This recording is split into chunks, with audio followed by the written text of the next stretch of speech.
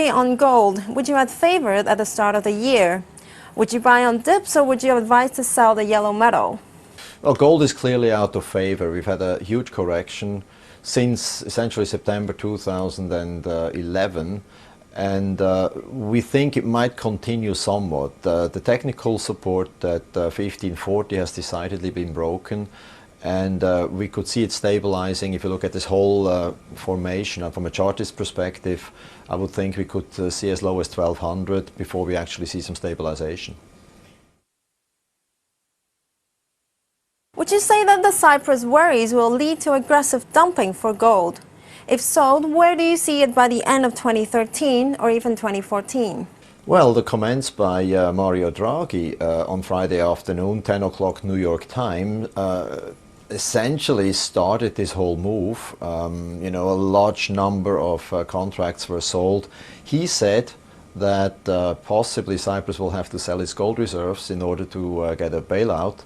And of course, you could extrapolate that to countries like Italy or Portugal.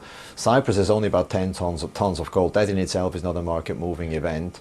But Italy has about 2,400 tons, Portugal about 380 tons. So if you take that into account, of course, you could paint a very bearish scenario if in the future gold sales are a prerequisite for a bailout.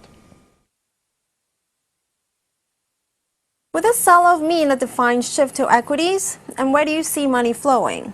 Well, equities have been driven essentially by central bank policies, not so much by fundamentals. You see what the Fed is doing. Now the Bank of Japan has started to jump on the bandwagon. The ECB has eased earlier on. So central banks have been behind the rally in risk assets, and that's where central banks want the money to go. They want the capital to go there. The theory being that rising asset prices will sort of jumpstart economic activity. Now, we do not necessarily see a connection between the falling gold price and rising equity prices. I think gold was maybe a bit oversold. We think the long-term bullish case for gold remains intact because central banks will continue with their QE policies no matter what, and at some point gold will benefit from that. But I think the biggest move from central bank-induced liquidity into equities have been seen, and we could well see a correction from here in equity markets. How do you explain the outperformance of developed market versus emerging markets equities? In the developed markets, as I mentioned, central banks have been the major driver of equity prices, whereas in emerging markets, we're talking more about fundamentals that are driving the market. Now, in emerging markets, you have an exposure to the global economy. The global economy is not doing well. The US is growing maybe at 1.5%. Europe is in a recession. Japan is in recessionary conditions.